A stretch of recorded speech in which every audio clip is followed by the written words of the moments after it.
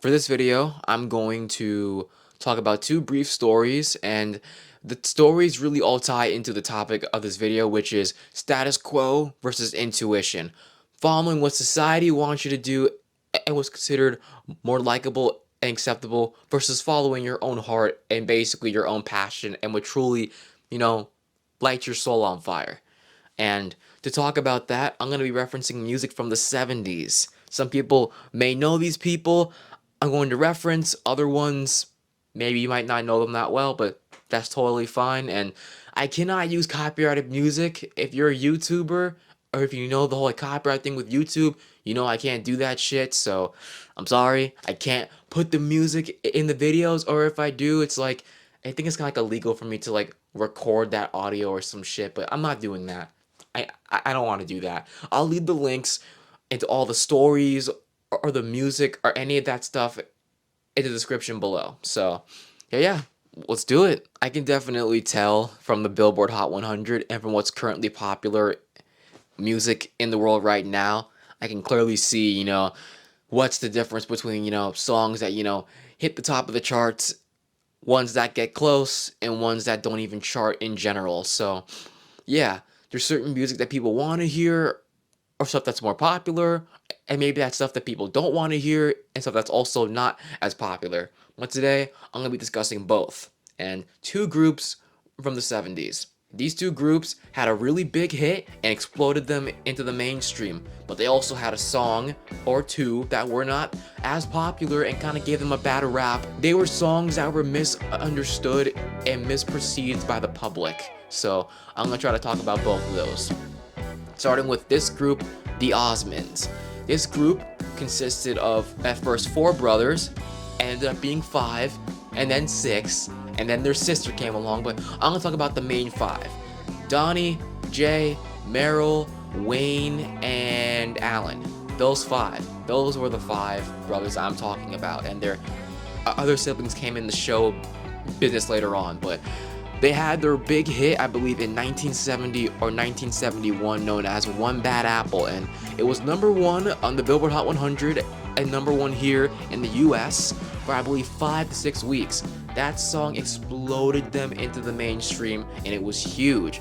Also, keep in mind, I believe that the Osmonds were like performing since maybe like the 50s, if not maybe the 60s, back when they were like little kids. And I believe they had maybe at least 10 years of performing under their belt before they even got signed to a record label, So in a way, they were known, but they weren't like that well known. So having that number 1 hit, One Bad Apple, exploded them into the mainstream, as well as some of their other pop songs, Down by the Lazy River, Yo-Yo, and what else? Basically songs like that. It's kind of like bubblegum pop and stuff, which is what people really liked back then. So yeah, that's part of that. But they had a bunch of albums, and on their, I think their 4th or their 5th studio album, I think it was called Crazy Horses, released in 1972. When it came to their record label, the Osmonds were able to create songs and basically write their own songs and kind of like compose it themselves. They had a lot of creative freedom to an extent, and they really wanted to use their music to reach out to people and to really develop a better connection with their audience and to basically have a great impact on the world. And they tried it, and at first it didn't quite work. There is a song known as Crazy Horses, which would then be the name of one of their studio albums, thus Crazy Horses, and it was a song about trying to bring awareness to pollution and how it was like basically like how pollution caused by us humans was destroying the environment, and how they wanted to make a change to that, and they recorded it. It's also like a very catchy like rock and roll song, and it's like the Osmonds weren't that well known for rock and roll, but they were really trying to define themselves through their music rather than all of the press or their previous hits, and thus they released that song. It was somewhat successful, but yet also kind of a failure, and here's why. The song was misperceived, and people thought that it was talking about drugs and like cocaine and like substance abuse, and as a result, it got banned from like numerous countries. It was because it was misunderstood and it was misperceived. Is that a word? Misperceived? But It was number 1 in France. Like, it literally hit number 1 in France, and they went to go perform, and it was like so many junkies and just a bunch of people just like smoking and like abusing drugs. And people thought there was gonna be some hardcore, rough, cool rock and roll band who probably, who probably does some substances as well, but it was just a bunch of teenagers in jumpsuits singing songs that literally had nothing to do with drugs. And yeah, that did not quite work out so well. But I mean, hey, it was number 1 in France, so I mean, I guess that's something. It became more acknowledged and more accepted afterwards, and it actually, I think, hit the top 20 in the US, maybe in like late 72, I believe. But yeah, that song and I believe some of the music on that album, Crazy Horses, really defined the Osmonds for how they are. Like, not the way that people chose to see them, but the way that they chose to see themselves and how they wanted to be. So yeah, it worked, and then it didn't work, and then it worked, so that's pretty much it for that. The next group I'm gonna talk about, these guys, like, I genuinely respect these guys. They are Redbone, and their lineup consists of Lolly Vegas on guitar, Pat Vegas on bass. They changed drummers about 2 to 3 times, but I guess the more current drummer at the time, Butch Riella, I have no idea how to say his last name, and then there was Tony Bellamy. It was those 4, and I believe they got signed to Epic Records back in 1969, but Butch actually replaced one of their other drummers who left in 72, and now I'm overcomplicating this. They were somewhat successful. They did have some hits, but they weren't as popular in the US. Like, they were more popular in like other countries. Like, for example, one of their songs, what is it called? The Witch Queen of New Orleans. That song peaked at number 21 in this country, the US. But in the UK, it almost hit number 1. It was in the number 2 spot for maybe like, I think like 6 to 8 weeks, and like they were more popular there. And then I guess like with their songs, I'll go into that part later, but they were more popular in other countries than they were in the US. And I mean, I guess there wasn't really that much they could do about that, but they really tried to, speak about their philosophies and just really speak what's on their mind through their music. And I guess it just didn't, appeal to everybody. And for one of their songs, that was totally the case. But first, I'll go into their big hit. In 1974, this was about 50 years ago, if not, I believe it's been about 50 years now. They had this big hit single called Come and Get Your Love. It was huge.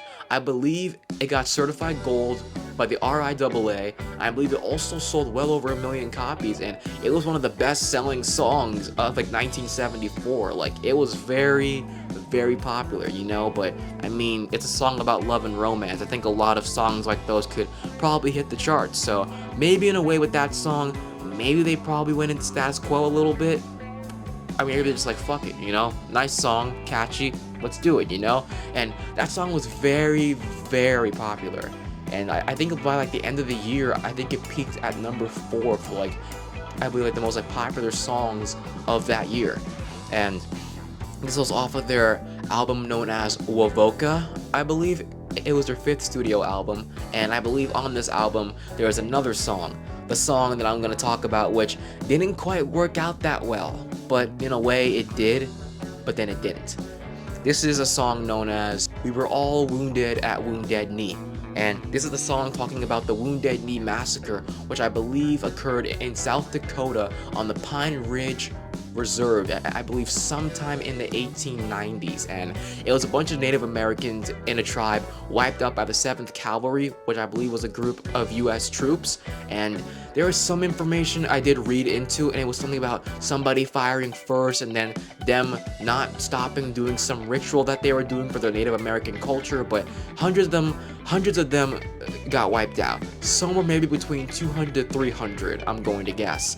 And it was something in history that wasn't really spoken about that much, and I didn't really know that much about it. Like, I heard the song at first, and I thought it was catchy, but then one time, like, I was in English class, we were like going over something, and I'm like, wait, this is what the song was talking about. It was some like documentary going over like racism and stuff in the US or something like that. And I was like, holy shit, like, this is what the song is about. It's about them bringing to light this horrible incident an event that happened like almost a century ago, I think at the time, and they were trying to bring it to light so their message could be heard, so it can be learned to say, hey, let's not do that again.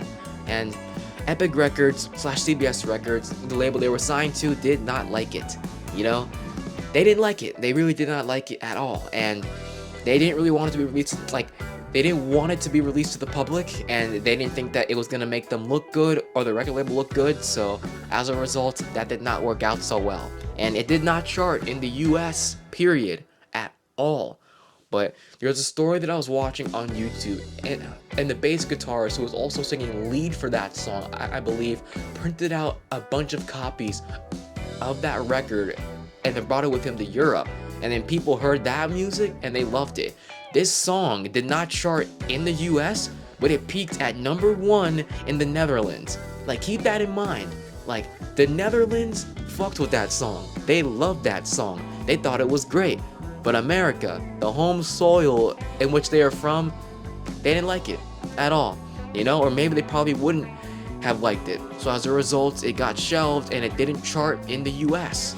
And that was kind of sad, but in a way, it did also work out for them. And they were really able to make a name for themselves. And I guess that kind of goes back to what I was saying before when Redbone was considered more popular in other countries.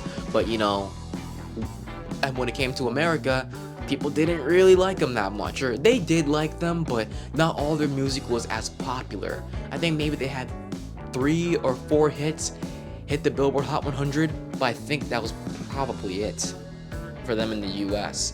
I mean, hey, I could be wrong, but it just goes to show that, hey, they put in some status quo, they made a popular love song, which was huge, and they made a song that wasn't as popular for America, but it was popular somewhere else. So in a way, they gave in the status quo, but they also followed their intuition, and it led to failure and success, and probably still some failure, but also some more success. And I guess it kind of traded off in a way. So yeah, that's how Redbone did it. I think it's like, in a way, I feel like status quo versus intuition in our society still applies.